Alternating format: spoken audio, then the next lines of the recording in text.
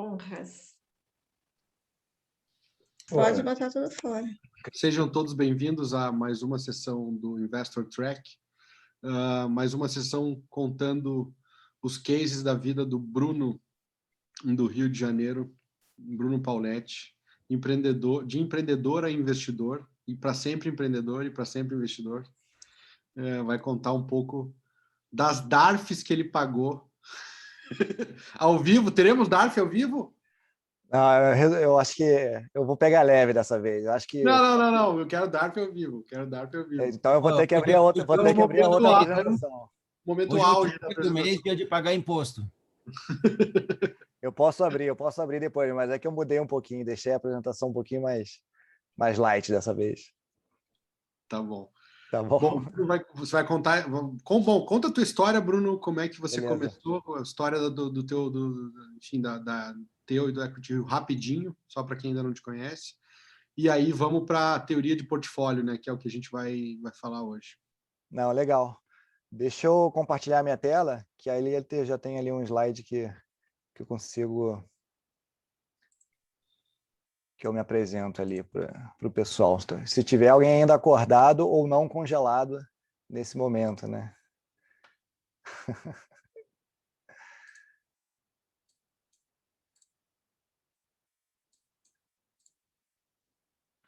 Tá todo mundo vendo já? Legal. Sim. Obrigado, gente. Boa noite aí. Sejam bem-vindos aí, né, ao Investor Track. Um prazer enorme poder contar um pouquinho aí da minha experiência com vocês. E prazer um enorme estar relacionado aí dentro dos Master Venture Partners aí desse curso incrível feito aí pela turma de Anjos e VCs e de Júpiter, tá? Então, eu vou contar um pouquinho da minha história, tá? De como eu comecei a investir, né? Como o Decash já falou, na verdade, eu sou empreendedor, né? Eu costumo dizer que eu estou na minha quarta carreira, na verdade, né? Então, eu comecei empreendendo na faculdade ainda, empreendendo no varejo, no setor de moda, né? Cofundei com mais 2 colegas de faculdade uma marca de moda, de indústria têxtil, vestuário, depois por atacado. Depois eu migrei do varejo de moda para o varejo de food service, para bar e restaurante, né? Então, foi a minha primeira carreira, foi aquela de aprender na prática a vida do empreendedor raiz mesmo, da economia real, ali do dia a dia, e suas batalhas, né? E, de fato, eu virei, né, dentro do varejo, eu me tornei um empresário, construí, de fato, uma empresa, uma hold de alimentação, de varejo, com algumas lojas, com algumas franquias, né? Até que eu sempre fui um cara muito apaixonado por tecnologia, muito embora não seja formado, meu background não é de TI, mas sempre fui um cara completamente apaixonado, sempre fuçador de toda nova tecnologia que chegava no Brasil. Eu fazia questão de ser aquele early adopter, né? de ser um dos primeiros usuários. Como eu tinha algumas operações de varejo dentro da PUC, aqui do Rio, aqui no bairro da Gávea, eu acabei e sou formado também na PUC, eu acabei ficando muito próximo da incubadora lá e do pessoal de tecnologia da PUC, e foi lá que eu comecei a fazer, comecei a empreender, né, em startup, e também comecei a vislumbrar a oportunidade de todo o caixa que eu tinha das minhas operações de varejo, né? Como naquela época eu ainda não era casado, não tinha filho, então eu gerava dividendos e eu comecei a investir, fazer investimento anjo. Naquela época, né, 2011, 2010, 2011, eu nem sabia que eu estava fazendo era investimento anjo. Fui descobrir isso depois, mas de fato foi que eu fiz alguns investimentos anjos, né, naquela época, 2010, 2011, 2012, né? E deixa eu passar o slide aqui, né? E uma desses investimentos que eu fiz, né, foi na Celular Direto, que foi ali 2011, 2012, e eu fui aquele investidor completamente ativo, porque assim eu me apaixonei pelo empreendedor, me apaixonei pelo negócio, pela solução, e vislumbrei ali, na verdade, até a possibilidade naquela empresa, né? naquela startup. Na época a gente nem falava que era startup, era uma empresa, né, de tecnologia e tal. E naquilo dando certo, aquilo poderia ser realmente o turning point assim da virada de chave da minha vida, porque aquilo ali eu já vislumbrava ter algum tipo de retorno que só as empresas de tecnologia conseguiriam me dar, né? Eu que estava acostumado ali com empresas de varejo, né? Com aquela coisa de margem, de DRE, né? de produto e venda. Então, eu estudei ali e dediquei todos os meus esforços assim, a ser um investidor anjo mais ativo possível, assim, a ponto do founder lá da Celular Direto me considerar até como um co-founder, porque eu ia praticamente quase todos os dias para o escritório, ajudei a ele montar o primeiro conselho, né, o board, ajudei a abrir portas no mercado de telecom. Então, essa empresinha aqui, Celular Direto, ela, como toda startup, ela teve seus altos e baixos, né, mas ela teve lá o famoso J-curve, né, o gráfico de virada que uma startup sonha em ter, né, de um crescimento de receita absurdo, descolando da curva de despesas, e ela foi adquirida, a gente conseguiu vender a companhia ali no finalzinho de 2017 para 2018 para a Allied, que é a maior distribuidora de produtos, né, para a indústria de telecom no Brasil. Ela comprou a Celular Direto por 250 milhões de reais na época, né? E aqui, nessa época, eu fiz alguns investimentos anjos, mas assim, o Celular Direto nessa época foi a única que deu certo. E também comecei a estudar sobre o mercado de venture capital, que naquela época eu já li alguma coisa, nem tinha muito material em português, né? Eu lia muita coisa na internet sobre a indústria de venture capital e busquei no país, né, quem naquela época já fazia alguma coisa aqui no Brasil, é a Confrapar, que é um dos primeiros fundos, uma das primeiras gestoras de VC, de venture capital no país. Também né, me tornei LP, né, me tornei limited partner também da Confrapar, também já para começar relacionamento com um fundo e começar a entender a dinâmica de como funciona ser LP de um fundo de VC, né?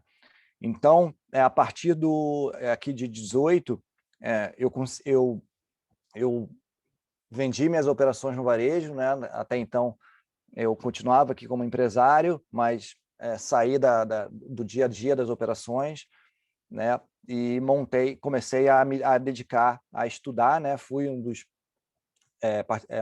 me tornei investidor anjo profissional nesse ano pela Angel Education, me associei a algumas redes de anjo, né? E comecei também a fazer investimentos via plataforma de crowd que estava ali nascendo, né? Na verdade já existia a Brota, né? Que nesse ano aqui ela trocou de nome para Cria, né? Para começar a entender o mercado de mercado de crowdfunding de investimentos alternativos, né?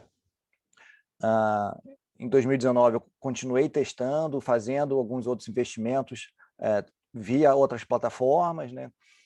Continuei fazendo, co-investindo, nesse caso aqui com a Smart Money Ventures, que é o fundo liderado lá pelo investidor anjo Fábio Pova, e também me tornei LP de um outro fundo que é a G2 Capital, né? Então, eu me dediquei esses anos aqui para conhecer outras maneiras de se investir, né, e co-investir com quem já sabe, com quem já fazia. Ao mesmo tempo, procurei, fui estudar, né, tudo isso aqui que aconteceu durante esses 6, 7 anos aqui na prática, eu fui estudar para o que é ser um investidor anjo, se isso de fato dá para virar uma profissão, né? E foi isso que eu fiquei fazendo durante aí do 18, 19 até 2020, montar a minha própria, né, fundei a minha marca de investimentos, né, que é a Equity Rio Investimentos, né? Ela é posicionada hoje como uma micro venture capital, né? Nós somos uma empresa de participações, né? E eu aproveitei também para a oportunidade de me tornar LP de um outro fundo, né, focado aqui em rodadas Seed, Series A, que é a Redpoint, né? E durante esse ano, 21, a gente fez o fundraising do nosso veículo, né, de investimentos, né? Criei uma vertical de fintech e health tech dentro da Equity Rio, né, para trazendo, e trouxe também 3, 4 investidores anjos especialistas e profissionais da área de health e da área de fintech para co-investir comigo dentro da Equity Rio, né, e também testei um novo modelo pela Bossa Nova, que foi aquele modelo de CCB, né? Então, vocês veem que eu continuo testando, né? O que aparece no mercado, aí eu gosto de olhar, testar e entender os modelos, né? E aqui eu vislumbro mais, né, eu coloquei aqui para frente aqui o que eu vislumbro, né? Provavelmente ano que vem eu devo levantar uma outra vertical para dentro da Equity Rio, uma vertical de food tech e agro, né? Também com investidores anjos profissionais especialistas da vertical, né? E os outros 2, 3 anos subsequentes para fazer o gerenciamento de portfólio do fundo, né? Follow-on, naquelas que performarem melhor, e a partir de 2025 começar a trabalhar o desinvestimento do portfólio. Então, por isso que eu brinco que eu estou meio que na minha 4ª carreira, né? Então, de empreendedor, me tornei um empresário, depois me tornei um investidor anjo profissional, e sou sócio fundador da minha empresa de investimentos, né? Então, ao todo, aí já foram mais de 10 milhões investidos em startups, né? Dentro, somando aqui, né, obviamente, o investimento direto e o investimento sob gestão, então, né, que será ainda investido, né, vai dar esse valor, esse volume de investimento. A gente está com esse veículo que é o R50X, que é o fundo da Equity Rio, de 5 milhões de reais. Já foram mais de 20 investimentos realizados, com 2 saídas, e por enquanto 0 write-offs, graças a Deus. E aí, como é que eu fiz, né, essa questão do gerenciamento como é que eu montei esse portfólio, né? Eu fui, assim, do meu modo empreendedor, né? Fui fazendo, testando, conhecendo as pessoas, fazendo relacionamento. Então, eu fiz investimento direto, né? Fiz via plataforma de crowd, fiz via rede anjos, né? Co-investi seguindo o líder da rodada, co-investi liderando rodadas, né? Fiz via mútuo, né? Via safe, né? Falando um pouco aqui dos veículos, né? Dos contratos. Fiz ICO, investi em ICO, em STO, né? Que é o Security Token, via CCB, sendo LP de fundo. Então, assim, dá para ver que não existe o certo e o errado, né? Eu acho que existe o que você entende como sendo o seu perfil de investidor, né? Para você se identificar e entender dentro da sua tese onde é que você mais pode ajudar os empreendedores, né? E eu participei, né, fiz quase todos os estágios da trilha na trilha do Venture Capital, né? Investi já em Friends and Family, em Anjo, nos estágios pré-seed e seed, já investi em Series A e também em Series B. Nesse caso aqui foi um follow-on de uma investida que eu entrei no Series A e fiz o follow-on no Series B. E como é que eu gerencio isso tudo, né? Porque às vezes pode, né, pode e né, aparentar muita coisa, né, muitos estágios, muitos investimentos, então realmente você precisa de uma dedicação e uma organização no seu dia a dia para gerenciar isso tudo, né? Então, obviamente, ferramentas de gestão e do dia a dia, né, como o WhatsApp, grupos do WhatsApp, o bom e velho Excel, esse aqui é o Airtable, que eu indico todo mundo conhecer, depois eu passo para a Andréia aí o link para quem não conhecer. Isso aqui para mim é a evolução do Excel. O Seraph, que é uma baita plataforma de gestão especializada para investidores anjos profissionais e fundos de venture capital. Então, você consegue desde fazer relacionamento com os investidores, gerenciar seu portfólio, acessar todos os contratos, cap table, vencimento de todos os contratos mútuo, enfim, é uma Ferrari das plataformas. A gente está muito contente, a gente utiliza ela na Equity Rio. Né? Obviamente, e-mail, o Google Calendar, o Meet e o Zoom, que eu acho que hoje em dia, ainda mais a pandemia mostrou que sem isso aqui a gente não vive mais. O meu foco hoje é terminar de investir, né, o portfólio da Equity Rio, desse fundo, né? Então a gente vai terminar de investir até final de 2022. Isso aqui é mais ou menos o nosso funil, né, desde a parte da parte da boca do funil, né, de como entram as oportunidades de investimento e como saem. Então, a grande maioria vem por networking próprio, né, ou investidores e co-investidores do fundo que indicam, os próprios empreendedores, os founders indicam as startups para a gente, venham de forma orgânica pelo site, LinkedIn, Instagram, os LPs do nosso né, os cotistas do nosso veículo. E aqui já tem uma quebra, né, onde só 30% atinge aqui o checklist da nossa tese, e é onde a gente faz algum tipo de interação, né? Então, a gente, dentro da nossa tese aqui, a gente tem que ver os founders que são experientes, né, naquilo que se propõe, naquilo que a startup se propõe a fazer e resolver, e estão full-time no negócio, né? O cap table está fundable, né? Ou seja, não está... o cap table ele consegue entrar dentro da trilha do venture capital, né? Então isso é muito importante. Tem que ser uma empresa, né, com CTO lá dentro e de base tecnológica, e tem que estar dentro do nosso sweet spot de entrada de investimento, né? Então, mais uma quebra aqui, onde a gente passa de 3 a 6 meses acompanhando os empreendedores, né? Apenas 10% a gente acompanhando as principais métricas dos KPIs, né, de cada startup, capacidade de execução.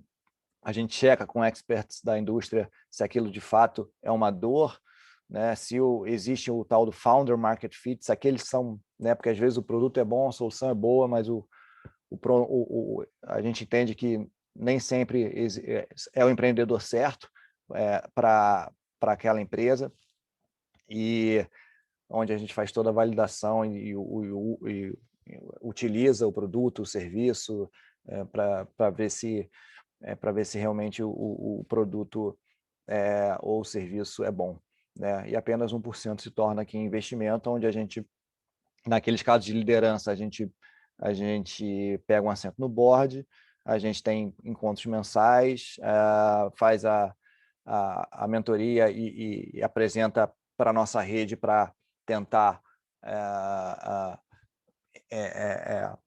mais no networking comercial, né? Tentar angariar clientes para as nossas startups, e acompanha as empresas para as próximas rodadas e nos anos seguintes para as estratégias de saída.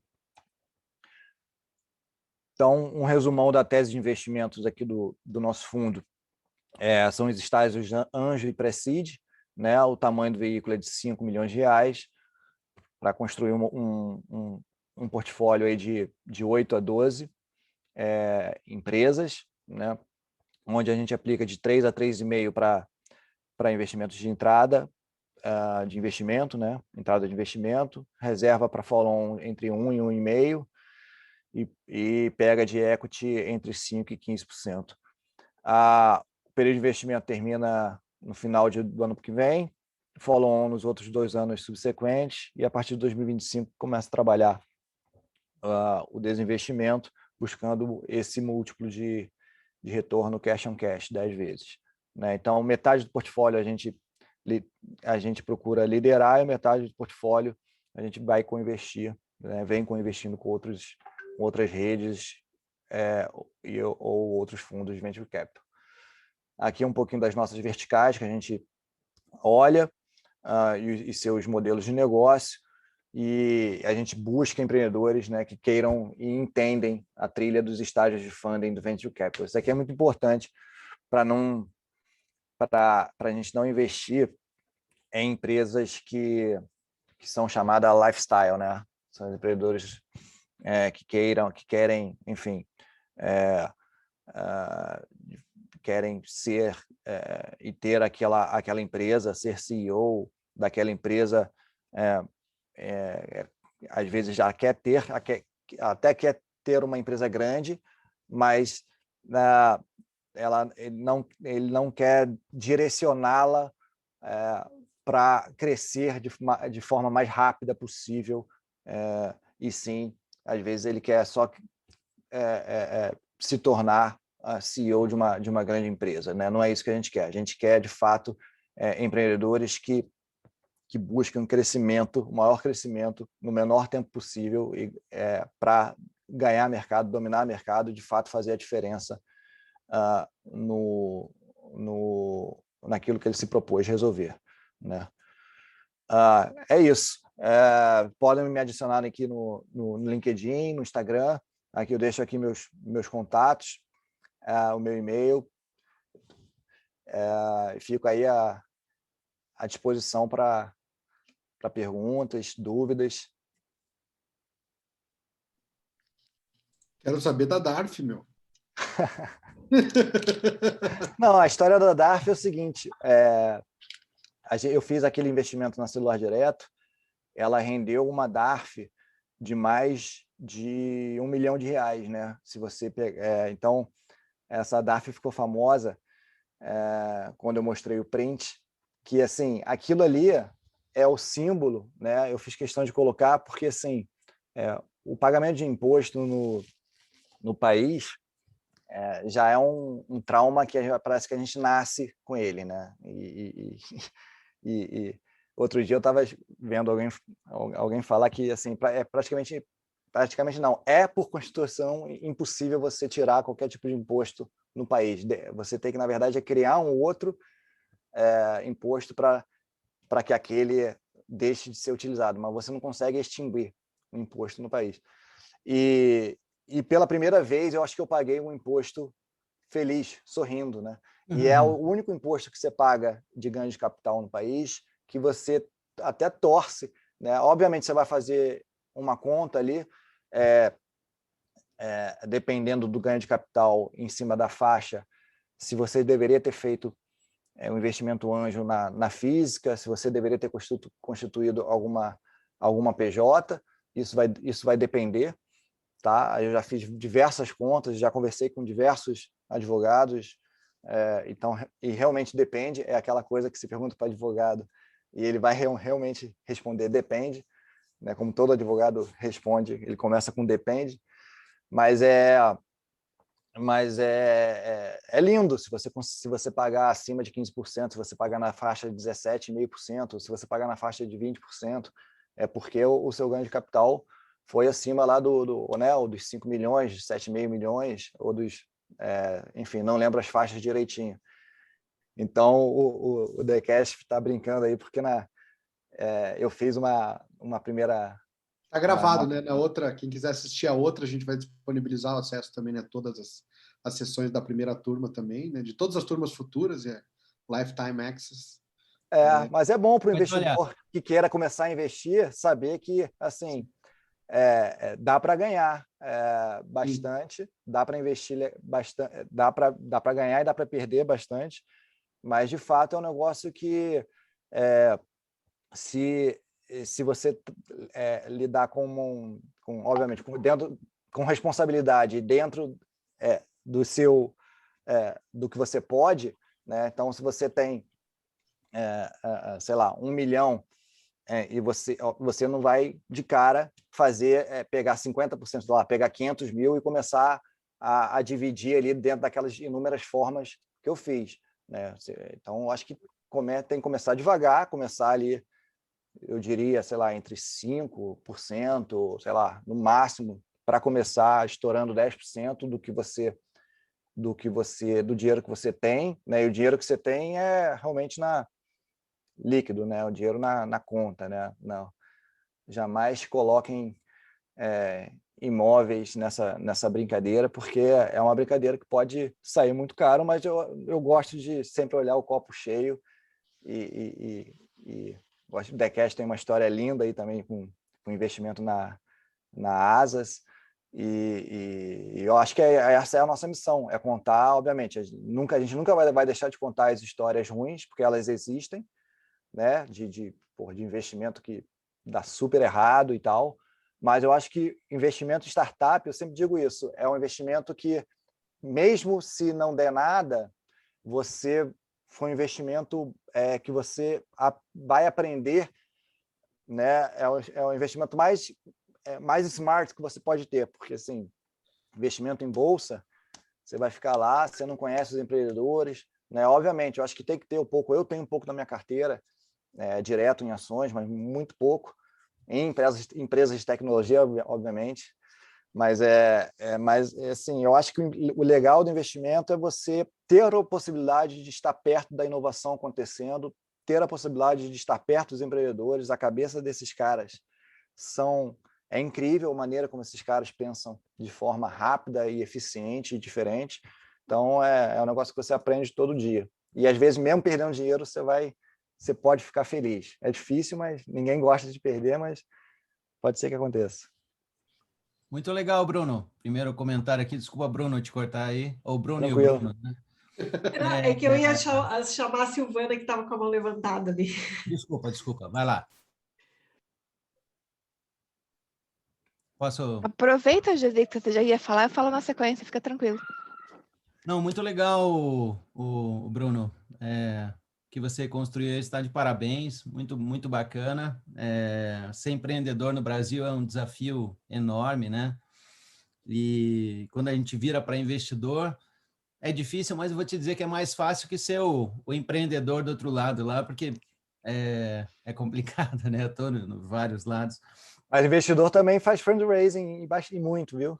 Não, eu sei, mas é que você cuidar do dia a dia da operação lá da startup realmente é...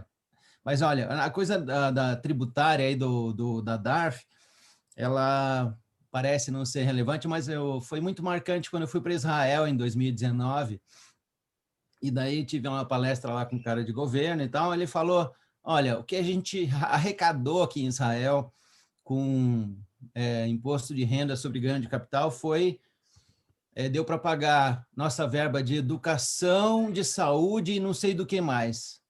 Pense isso como política de Estado. Os caras são foda, eles olham para isso, aquilo ali conseguiu muito mais do que arrecadar com o que acontece nas empresas, mas com a venda, os caras conseguiram pegar e arrecadar tudo isso daí. O cara quase que tem superávit. Pensou que lindo isso, né? E o governo hoje não é o governo, qualquer um. Aqui no Brasil a gente não é muito novo esse assunto ainda, os caras não entendem como isso aí pode ser importante para o país. Eu acho que não tem jeito, é venture capital e a internacionalização de empresas, cara. É onde a gente pode pegar e ser muito mais exponencial do que outras coisas, indústria e tudo mais, né? Já tenho 20 e poucos investimentos também, vamos trocar ideia um dia, Bruno. Gostei pra caramba, quero participar contigo aí. Legal. Vamos trocar ideia lá, me adiciona lá no LinkedIn que a gente troca uma ideia. Já está sendo novos negócios. A pergunta que eu ia fazer, acho que é para os dois Brunos, para a gente ter uma ideia. Eu acho que o investidor anjo, de uma maneira geral, tem crescido muito no Brasil, né? Mas ainda, se você compara com os Estados Unidos, é 0,8 do que eles investem lá, de uma maneira geral. E acho que é muito pela falta de conhecimento mesmo, né? A gente vai trazendo um, vai trazendo outro e vai expandindo. A minha dúvida é se tem pesquisas também que mostram o aporte dos investidores anjos, uma média. Lógico que vai depender muito da série que entra, mas deve ter alguns estudos de quando entra em algumas rodadas compartilhadas, a gente está falando de qual que é o investimento na média, né? Olhando aí um pouco do que você tem praticado com o teu time ali no Equity, Bruno. Legal. Os investimentos anjos estão cada vez com tickets maiores, tá? Quando eu comecei, né, eu comecei a fazer investimento anjo, como eu falei lá atrás, né, era uma média ali que eu lembro que todo mundo fazia uma média ali de 100, 200, era de 100 a 300 mil, né, naquela época ali, né, 2011, 2012, 2013, 2014. Aí depois eu comecei a fazer, eu me associei ao Gava Angels em 2018, né, fui convidado para fazer parte do time lá, do qual faço parte até hoje, né? Em 2019 me tornei membro do conselho diretor lá do Gavia, e assim, recentemente fizemos uma rodada lá de R$1,5 milhão, assim, através da rede de anjo, assim. Então, e a gente vê todo dia notícia de redes de anjo fazendo cheques aí de, né, a partir de 500 mil, 1 milhão, 1,5 milhão, né? Tem até redes de anjo muito mais estruturadas hoje em dia, com veículos próprios e tal, fazendo cheques até maiores. Então, o investidor anjo singular, né, o sozinho, o ticket dele varia assim, né, varia de 50 a 100 mil reais, mas a rede como um todo, né, que a rede nada mais é do que vários investidores anjos singulares juntos, né, consegue atingir rodadas aí bem relevantes. No Curitiba Angels aqui, a gente tem feito de, sei lá, 400 até também perto de 1 milhão ali. Isso aí. E já tem feito com investimento, a gente fez um com a Anjos do Brasil recentemente. Não sei se com a Gavi a gente fez alguma coisa, mas já conversamos várias vezes também. Legal. Mas isso eu acho que também, paralelo ao tamanho das rodadas totais dos anjos estarem aumentando, que é salutar, porque a empresa que não gastou $1 milhão, você não sabe se ela deu errado. Esse é um mantra no Vale do Silício. Acho que em São Paulo $1 milhão ainda vai $1 milhão. Acho que na maior parte do resto do Brasil, menos de $500 mil você sabe se você errou. Mas, por isso, os anjos, em vez de colocar só um pedaço da ponte, né, um pier, ele coloca a ponte entre ela não existe até ela existe, está bem, está começando a crescer. Então, acho que é uma tendência você tentar cobrir melhor esse período que você não tem uma grande milestone aparecendo na companhia, a não ser ela deixar, né, derriscar, tirar o risco dela deixar de existir. Então, acho que aumenta o tamanho dos cheques, mas individualmente está ficando mais democrático. Acho que esse é um ponto que tem que ressaltar, que eu acho que tem gente fazendo cheques menores e se juntando em grupos maiores e acabando fazendo cheques maiores no final das contas, mas até via equity crowdfunding, club deals, que é o que a gente vai apresentar para vocês, a gente está começando, é um movimento de democratização, né? A CCB lá da Bossa Nova é um instrumento novo que eles inventaram, que democratizou para R$1.000, se não me engano, o mínimo. Então, acho que isso tem abaixado também, mas claro, né? As melhores oportunidades realmente têm um tamanho ideal de quanto você precisa para reduzir o risco daquele animal, né, existir e bem, né? Uma empresa de patinete, talvez realmente como alto capex, você precisa botar um monte de dinheiro na frente, provavelmente a primeira rodada é uma rodada de vários milhões, porque você tem que comprar o patinete para que a companhia exista, certo? E criar uma rede de patinete. Se você vai fazer uma empresa que vai fazer foguete, As primeiras versões, você precisa de dinheiro para lançar 3 foguetes. Você pode errar 3, se errar os 3, ferrou. Né? Foi o que o Elon Musk fez. Ele falou, ele botou dinheiro para lançar 3 foguetes. O terceiro tinha que pousar. O terceiro pousou. De ré ainda, né? Essa foi a tese do cara. Bota o dinheiro para 3 lançamentos de foguete. Agora, tem que pousar. O Bruno, o ponto é que ele estava fazendo isso em mais de uma empresa ao mesmo tempo, né? Então, que é o extremo, né? Do indivíduo. O Rodrigo quer mas o cara é o Elon Musk, né? Ele levanta dinheiro lógico. um pouquinho mais fácil que a gente. Sem dúvida. Mas eu até queria colocar um contraponto do Bruno, né? Eu acho que eu conheço os 2 Brunos aí. O trabalho do CRIA é excelente. Assim, eu fui um dos primeiros também da minha rede a fazer investimento lá. Tive saída lá também. Tive saída já em outras plataformas de equity crowdfunding também, né? Acho que o ponto sobre investimento anjo é cada um entender a sua própria qualificação para fazer isso, né? Exato. Que no final do dia é você, o seu dinheiro, e você tem que tomar essa decisão, né? De como que você vai investir.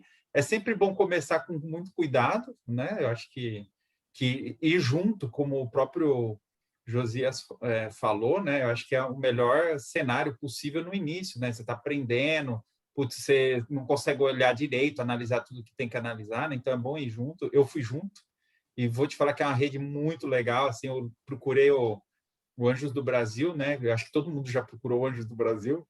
Quem faz investimento anjo já foi lá alguma vez, né?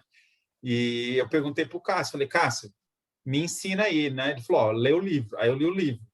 Aí ele falou, vem aqui num evento. Aí eu fui no evento. Aí na terceira vez eu falei, beleza, tá, mas qual que é o seu portfólio? Que aí que você vai aprendendo as coisas. Eu falei, qual que é o seu, né? Que você está investindo.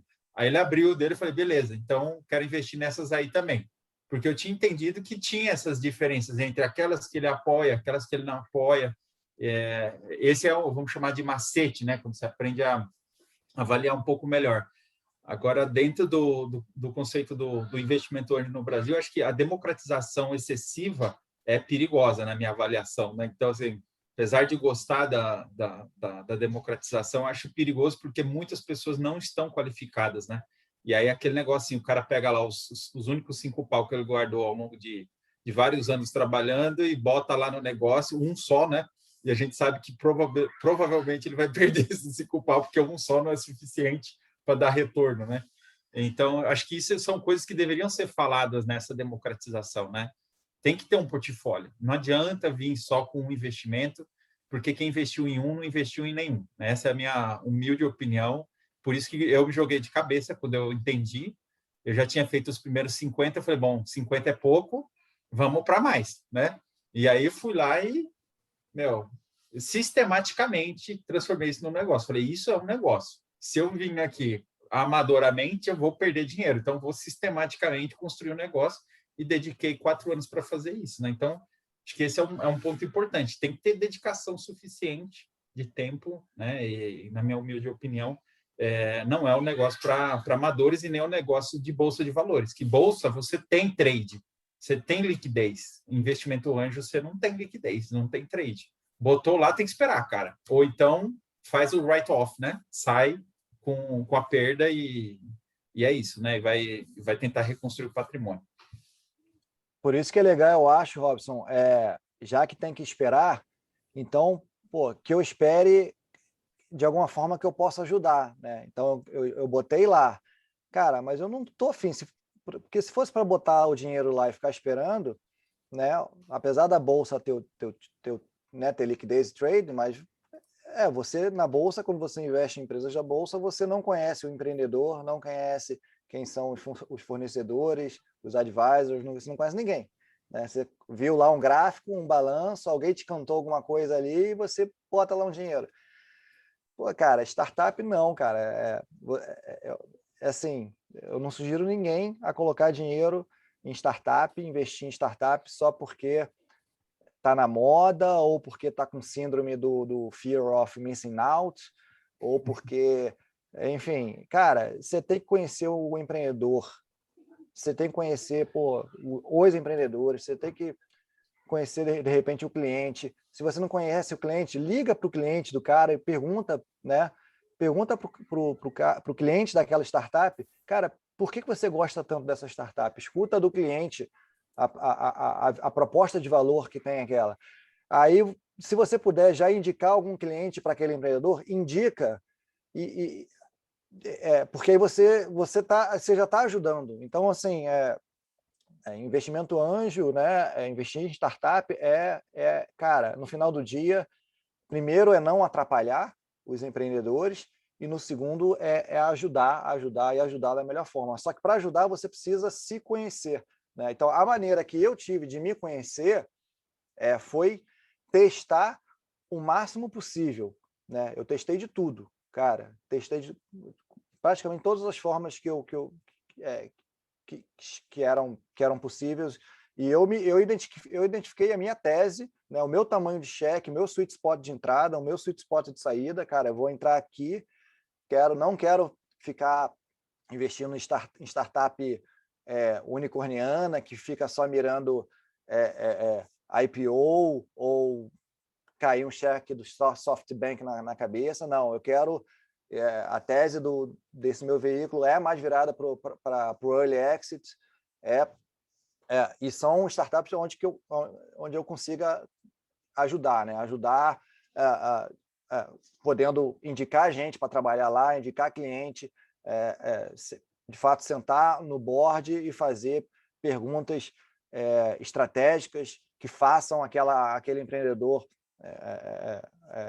pensar um pouco e ajustar um pouco a forma dele pensar. Enfim, esse é o meu tesão do trabalho como gestor do veículo aqui. É muito importante o que você falou, viu, Bruno, porque aqui em Curitiba a gente está com, acho que pelo menos 2 unicórnios aqui, né, que é o Madeira e Madeira e o Ebanks. E eu participei bastante tempo do conselho do Madeira e Madeira. Cara, faz muita diferença, né? A gente poder ajudar, quer seja com uma série de coisas. A gente ajudou com uma rodada de captação lá, que eu sou sócio de uma empresa de M&A também, e que foi o que deu catapultou os caras para chegar nas próximas rodadas. Isso é muito legal participar e poder realmente contribuir com esse tipo de coisa. Além de ser mais divertido, você tem a possibilidade de ajudar os caras efetivamente a estar ajudando o seu investimento, você compartilhando o tempo ali, né? E vai muito do skill de cada um, né? Do que a pessoa pode contribuir, mas de alguma forma você vai, porque aqui somos todas pessoas que somos mais senior, né? Então, temos algum skill que pode ser bem importante, mais para uma do que para outra, mas eu recomendo muito a gente procurar o que a gente é bom e o que a gente é foda para ajudar no Smart Money. Isso é bom, cara. Legal, acho legal. que um ponto legal, desculpa te falar, que eu não queria deixar de mencionar uma coisa que o Bruno falou, né? Que cliente também é investidor, né? O cliente pagante também é investidor. Isso é uma coisa que eu olhava bastante, assim, quando eu fazia investimento. Eu não estava muito preocupado com a receita que o cara está gerando no total, mas falar assim, você tem cliente pagante, né? Não estou preocupado se ele faz EBITDA também, mas eu olhava se tem cliente pagante, se esse número de cliente pagante cresce, é porque algo de bom tem ali, né? Caso contrário, a curva é para baixo, né? E a early stage passa muito tempo, às vezes, sem ter um cliente pagante, porque ele está fazendo o que a gente chama de product market fit, que já foi falado algumas vezes. E é nessa hora que o investidor consegue aportar muito conhecimento, né? Então, por exemplo, né, muitos aqui, eu dei uma olhada no LinkedIn, tem uma carreira, né, executiva importante, conhece vários domínios, né, de conhecimento que pode aportar numa startup junto com o dinheiro. Você faz um aporte da grana, mas também você faz um aporte de conhecimento aí que a gente chama de capital intelectual. E o cliente, quando contrata, né, startup, ele valida. Se ele paga, ele valida. E a validação é o que você quer para apostar, né? Então, eu olhava muito essa validação. Quantos clientes tem, quantos clientes estão entrando, quantos estão saindo, e se ele entende por que os clientes estão saindo. E muito empreendedor não pergunta, né? Ô, cliente, por que você saiu aqui, né? Eu acho que aquele que tem a diligência de ligar, de perguntar, né, de entrevistar os clientes, é o cara que vai pivotar melhor a empresa quando for necessário. Então, eu também olhava isso, esse comportamento dos clientes e o comportamento do fundador em relação ao churn da carteira dele. Legal, deixa eu aproveitar e tirar uma dúvida com vocês. até a minha primeira pergunta já foi até respondida aí nessa última discussão, mas complementando, assim, para mim fica claro que nessa fase de investimento, e quando eu falo de investimento, eu estou até falando sobre os dois lados, porque eu invisto, mas também procuro investidores para o meu negócio, né? E falando um pouquinho desse estágio inicial, para mim fica claro que a experiência conta muito, e quando a gente analisa a modalidade de investir através de plataformas de crowdfunding, eu tenho visto assim dificuldade de encontrar assim bons negócios assim e até negócios assim em que você analisa o risco e o retorno, tem difícil de encontrar bons negócios ali. Me parece até que os negócios hoje eles estão super valorizados dentro das plataformas. Eu queria saber um pouquinho a opinião de vocês, assim, sabe? Você falou duas palavrinhas aí que de risco e retorno, que são conceitos que não dá para utilizar, nem seja no crowdfunding, seja no anjo, seja no VC, porque assim o risco vai ser sempre proporcional ao retorno, só que você não consegue mensurar, né? Você não consegue mensurar, tanto que o financials de qualquer empresa dificilmente passa ali de 12, 15, 18 meses, né? Os próprios financials que as startups projetam na plataforma de crowd,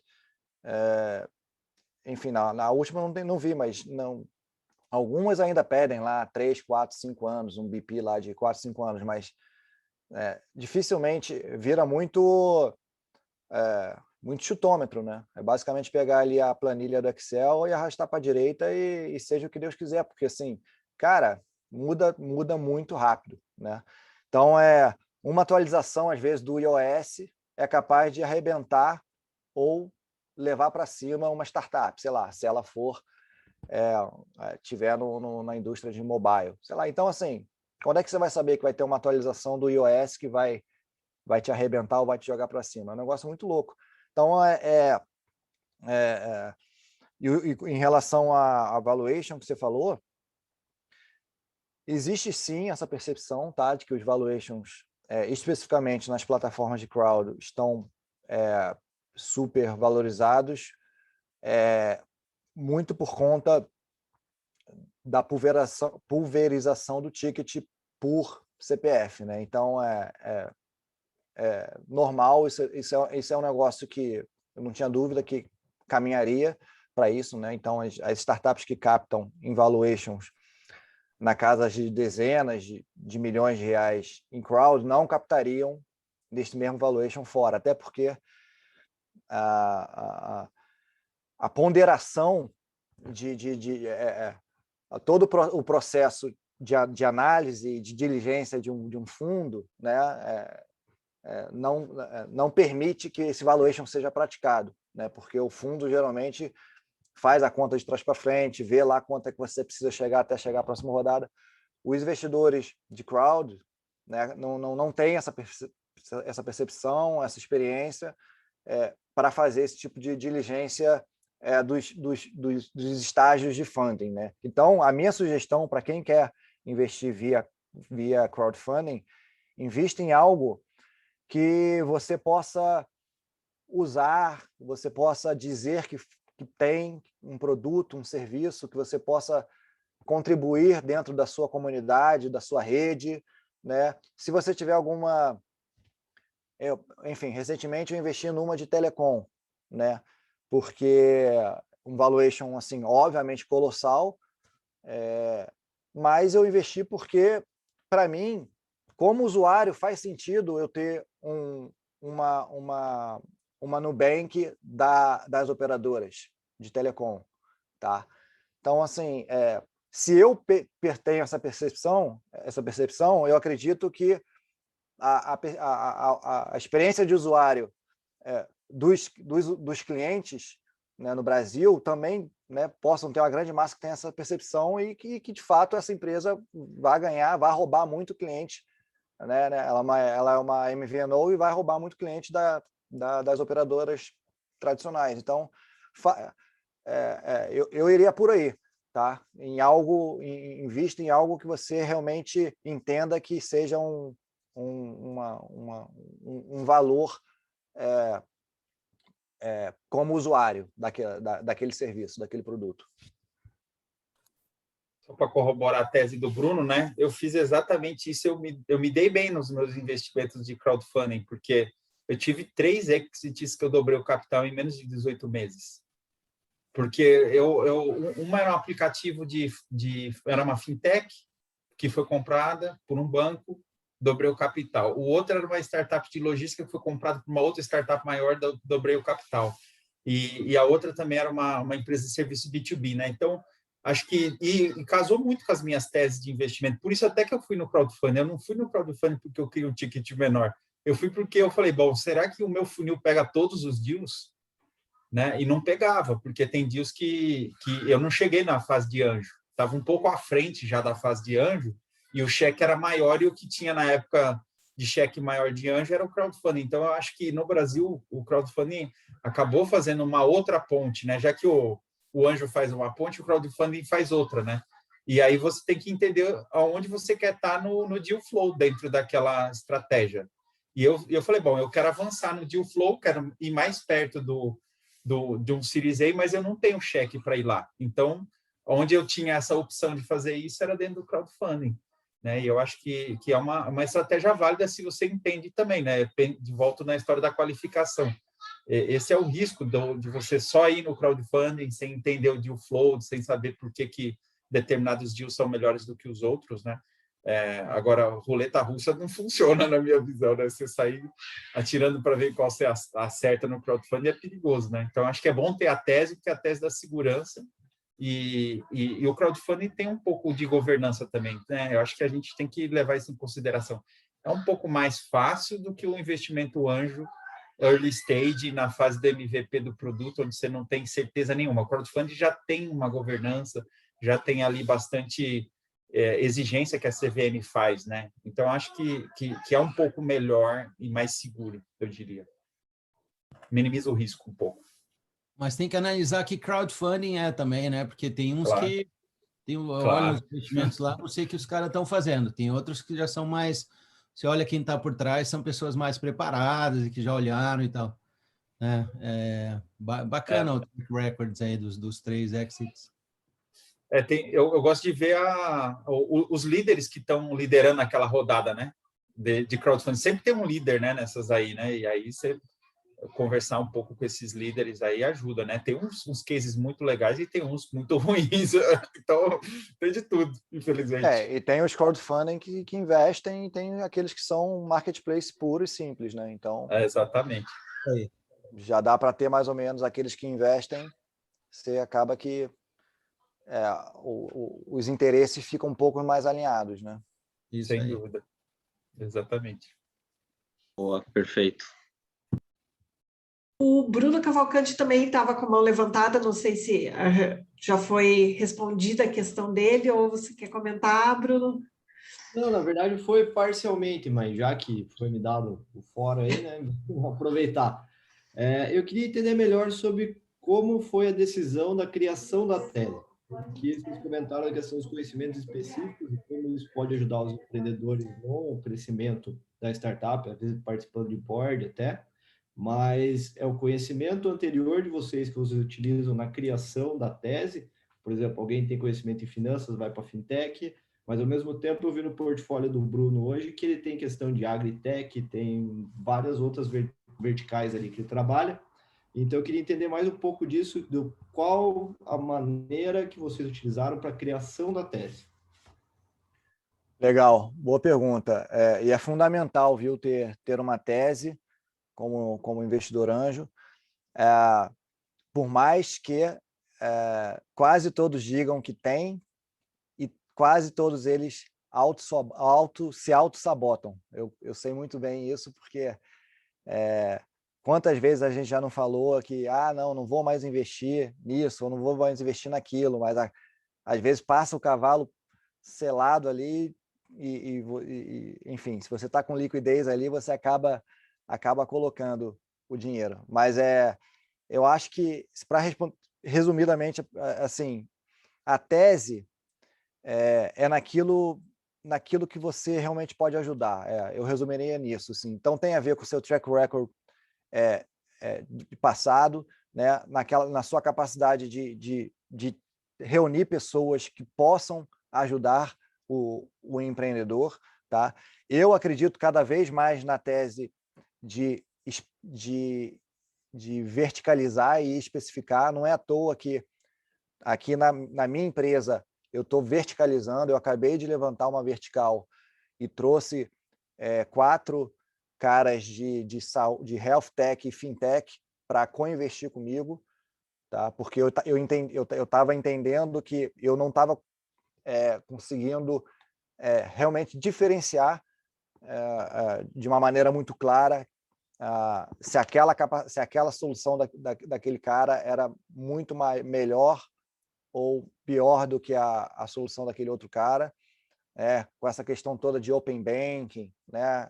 Fintechs, principalmente, é muito bom você pegar você ter um cara do teu lado que seja do mercado, que consiga ler o deck de uma forma diferente, né?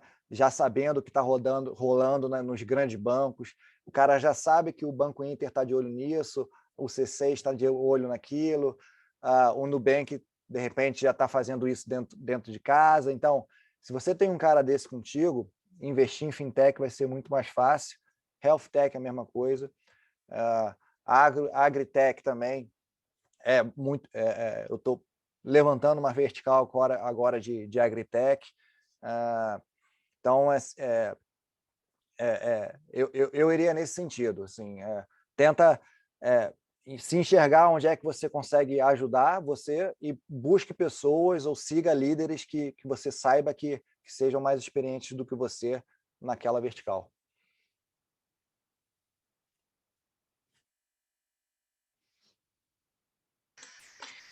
É isso, pessoal. Mais alguma pergunta? Bruno de Cash, você está por aí? Oh. Brunão congelou ali já. Um pinguim aqui. Perguntar para o Bruno, acho que no portfólio dele tem uma coisa que a gente não pode deixar despercebido, né? Que é uma coisa muito... É um exemplo que eu acho que é muito legal, que eu também sigo, que ele foi comprando participação em fundos e ele foi comprando participações em startups, de vários jeitos diferentes. E são investimentos diferentes, né? Um é passivo, você entra no veículo e vai, e você não toma decisão, você está lá surfando a onda, batendo o carro, tu está lá, está no passageiro. Passageiro da agonia. Passageiro da agonia. E o outro lado é você escolher ativamente, participar, ir lá, encher o saco, perguntar do número, não sei o quê. E são 2 jeitos bem extremistas, né? Vamos chamar assim, de participação. E você combinou os 2, né? E é legal, ó, que faz todo mundo pensar, pô, eu não preciso escolher um ou outro, posso fazer os 2, posso misturar, para facilitar a tua diversificação de capital, que é muito importante, né? Porque você colocar todos os seus ovos numa galinha que tem chance de morrer mais que 50%, não dá para dormir muito bem à noite, né? Então, diversificar é necessário para você manter a sanidade mental, que é relevante, né? Porque são viagens de 10 anos, então ficar emocionalmente transtornado por 10 anos não é muito bom, né? Num único investimento. Então, pelo teu lado, você foi comprando participação em vários fundos, foi comprando participação em vários veículos, entrando em participações diretas. Por que você fez isso? Como que foi a tua experiência, né, sendo passageiro ou sendo o ativo da relação, né, o investidor ativo? E como que foi essa formação desse portfólio para você? Como é que se divide? Quantos por cento vai para cada lado? Legal. E como que, não só do teu dinheiro, mas do teu tempo, né? Quanto tempo você dedica para os passivos e quanto tempo você dedica para aqueles que você precisa ser ativo? Como é que funciona isso também no teu ativo Legal. mais valioso também, que é o teu tempo? Legal, ótima pergunta, Brunão. Cara, eu fui fazendo, não foi um negócio que eu fiz premeditado, tá? Na verdade, eu acho que em nenhum momento da minha vida eu cheguei e parei, vou abrir uma planilha de Excel aqui e vou destinar percentualmente e diversificar o portfólio e estimar o retorno sobre o capital investido dessa forma. Na verdade, eu fui muito mais no sentido de, cara, se é isso que eu, né, como eu falei, eu comecei a enxergar como uma carreira, né, isso. Então, quando eu migrei de empresário para investidor anjo, eu falei, bom, já que essa vai ser uma nova carreira, cara, eu preciso entrar de cabeça, né? Então, eu vou fazer tudo o que tiver ao meu alcance. Né? Então, eu fui fazendo, fui investindo direto, liderando rodada, entrando em rede de anjo, entrei na Anjos do Brasil, saí da Anjos do Brasil, entrei na Gávea, continuei na Gávea, fui chamado para ser diretor da Gávea, né? Ainda estou como faço parte da diretoria da Gávea, fui testando as plataformas de crowd, fui vendo qual tese se encaixava, como é que funcionava, comprando participação em fundos de venture capital, às vezes por relacionamento, às vezes por ter sido convidado, às vezes porque fazia sentido, mas é muito mais, sem dúvida, quando você se torna LP, né, Limited Partner de um fundo, você fica muito mais passivo na história. Como você falou, você fica ali recebendo ali os reportes bimestrais, trimestrais, mas mesmo assim, mesmo sendo passivo, eu fiz questão, né, e só entrei nos fundos no qual eu conheci o sócio fundador ou o GP daquele fundo, né, onde eu tenho um WhatsApp do cara. Então, assim, não é que eu fique enchendo o saco lá do gestor, mas eu tenho acesso a ele, né, para qualquer situação.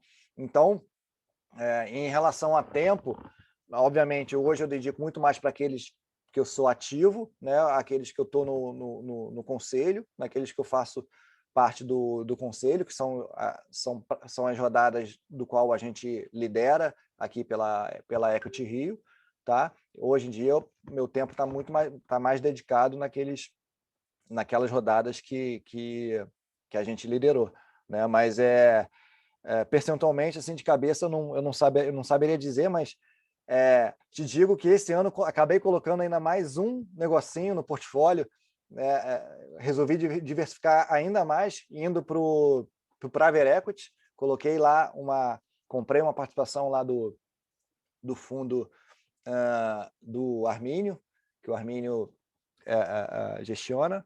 Então, só para ampliar ainda mais. Então, se você olhar hoje em dia, está desde lá do seed stage até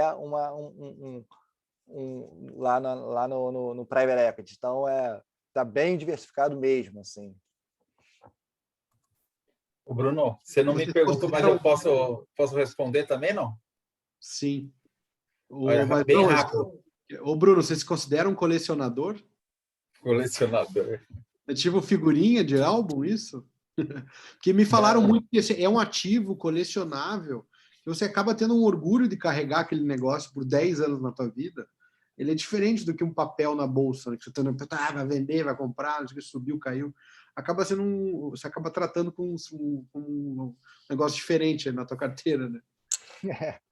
Não deixa de ser, né? Completar a figurinha, completar o álbum, né? Fala, Robson. Cara, olha só que essa pergunta é interessante. Eu fiz muito parecido com o Bruno, só que eu coloquei umas porcentagens, cara. O que eu pensava era o seguinte, né?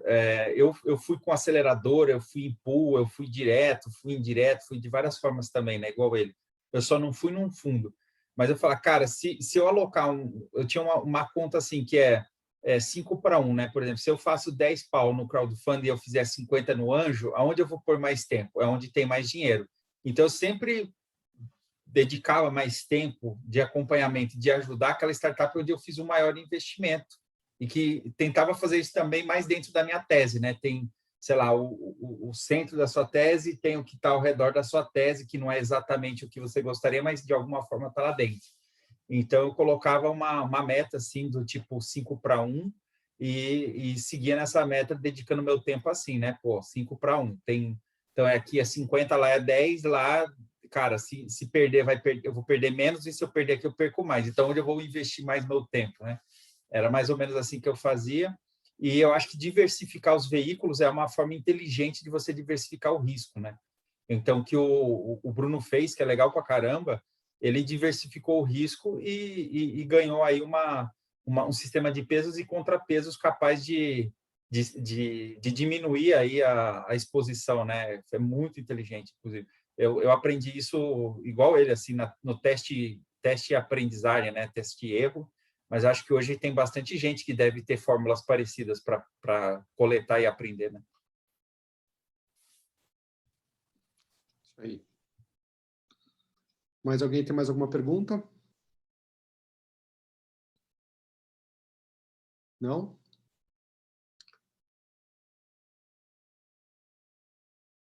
Vamos encerrar, então? Acho que sim, né? Foi Pessoal, uma só deixa eu... excelente sessão. Pode falar, André, pode fazer os Não, convites. desculpa, Bruno. Não, eu só ia falar que eu vou compartilhar aqui a pesquisa antes que o pessoal comece a se despedir. Então, enquanto você fala, está aqui na tela. Não, tá feito já. Eu não posso responder, né? Não, você não, né? Nem apareceu aqui para mim. Não, porque você está de roxo também. Apareceu aqui. Apareceu? Para mim apareceu, hein? Vou dar 10 para mim, hein? Aí. Acho justo, Colete. Então é 2, hein? Então é 2. Eu dei 10 também. Oba, mas está merecido, está merecido.